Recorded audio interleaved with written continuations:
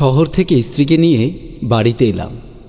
আসলে ছুটির অভাবে তেমন একটা গ্রামে আসা হয় না।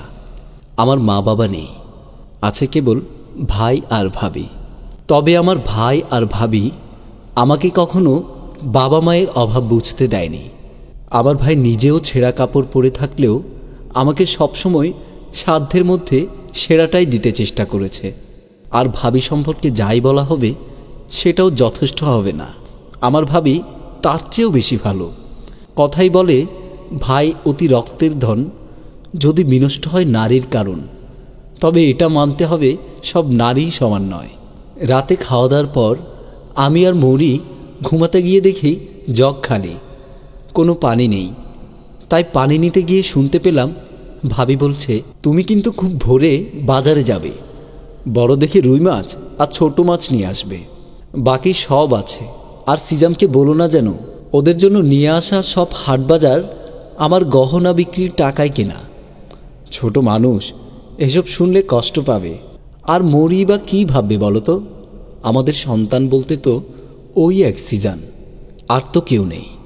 ভাইয়া বলল, তোমাকে বিয়ের সময় আমি ওই চেনটা গড়িয়ে দিয়েছিলাম। কত কত বিপদ এলো এই ছোট্ট সংসারে, তবু কোনোদিন ওটা হাতছাড়া করতে দেয়নি। আজ আমার তোমার শেষ সম্বলটুকুও হারাতে হলো, তুমি আমাকে ক্ষমা করে দিও। ভাবি তখন বলল, কী যে বলো তুমি, এখন ওসব ছাড়ো, ঘুমিয়ে পড়ো। জানো তো, সিজানের কান খুব সজাগ, ও জানতে পারলে আর রক্ষা নেই। আমি পানি নিয়ে চলে এলাম। মরি বলল, কোথায় গিয়েছিলে? আমি বললাম, এই তো পানি নিয়ে এলাম। তুমি এখনও ঘুমাওনি কেন? মরি বলল, জানো, যখন বউ হয়ে এ বাড়িতে প্রথম এসেছিলাম তখন আমি ভাবির গলায় একটা সুতোর মতো পাতলা চেইন দেখেছিলাম। কথায় কথায় ভাবি বলছিল সেটা ভাবি কোনো দিনও গলা থেকে খুলে রাখেনি, কারণ বড় ভাইয়াও ওটা ভাবিকে দিয়েছিল। কিন্তু আজ যখন ভাবির পাশে বসেছিলাম তখন ভাবির গলায় সেটা ছিল না। চেইনের কথা জিজ্ঞেস করতেই কেমন এড়িয়ে গেল। একবার বলল খুলে রেখেছে, আরেকবার বলল দোকানে সারাতে দিয়েছে। আমার মন বলছে ওই চেন ভাবি কোনোভাবেই হাতছাড়া করে ফেলেছে। পাশে শুয়েই বুঝতে পারছি মরি ঘুমাচ্ছে না। জিজ্ঞেস করতেই বলল, বিছানা বদল হয়েছে তাই ঘুম আসছে না, তুমি ঘুমাও।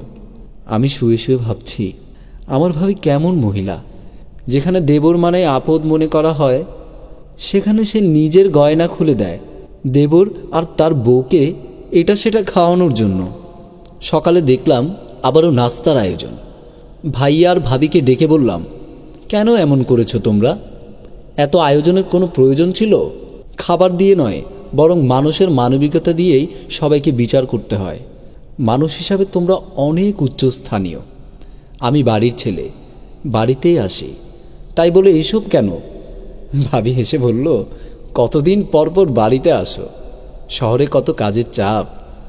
মৌরি ছোট মানুষ, ও এত সব রান্না পারে না, তাই যে দুদিন থাকো আমি মন ভরে তোমাদের জন্য রান্না করি। এখন থেকে প্রায়ই তোমাদের দেখতে আসব। তবে আমার জন্য শুধু আলু ভাজি, শুটকি ভর্তা, শাক ভাজি আর ডাল হলেই হবে। এর বেশি কোনো আয়োজন থাকলে আমি কিন্তু না খেয়েই বিদায় নেব। আর ভাইয়া, তুমি আবার সব ছেড়ে শহরে চলে আসো। অনেক তো হলো শেখর আগ্রে থাকা। ভাবি বলল, তা হয় না ভাই, আমি এ বাড়িতে বউ হয়ে এসেছিলাম লাল শাড়ি পরে, আর বের হব সাদা কাপড়ে। খাওয়ার সময় এত কথা বলতে নেই, খাও তো। তোমার আর কিছু লাগবে মৌরি? মৌরি তার গলার চেইন খুলে ভাবিকে পরিয়ে দিয়ে বলল, তুমি আজ থেকে আমার চেইন পরে থাকবে সব সময়। আমি জানি কোনো কারণে তোমার চেইন তুমি হাতছাড়া করেছ। ভাবি চোখের পানি ফেলে বলল, মেয়েদের সবচেয়ে বড় গয়না তো তার স্বামী। মৌরি বলল, তুমি তো আমাদের মা, মাকে কিছু দিলে কি হয়? এটা কখনো খুলবে না, তোমাকে খালি গলায় একদম মানায় না ভাবি। ভাবি কি বলবে ভেবেই পাচ্ছে না। তখন আমি বললাম, মায়ের সব গয়না তোমাকে দিয়েছিল, কিন্তু টানাটানি সংসারে তুমি সব হাসি মুখে ভাইয়ার হাতে তুলে দিয়েছ। আমাকে নিজের সন্তানের মতো মানুষ করেছ। একটা চেইন কেন, আমার চামড়া দিয়ে তোমাকে জুতো বানিয়ে দিলেও আমার ঋণের বোঝা শোধ হবে না। আর ভালোবাসার উপহার ফেরাতে নেই। আজ থেকে এটা তোমার। সবাই চুপ হয়ে আছে, সবার চোখ দিয়ে পানি পড়ছে। আমি দ্রুত ঘরে চলে এলাম, কারণ কান্না বড্ড ছোঁয়া আছে। যুগ যুগ বেঁচে থাক মানুষের অকৃত্রিম ভালোবাসা। জয় হোক ভালোবাসার।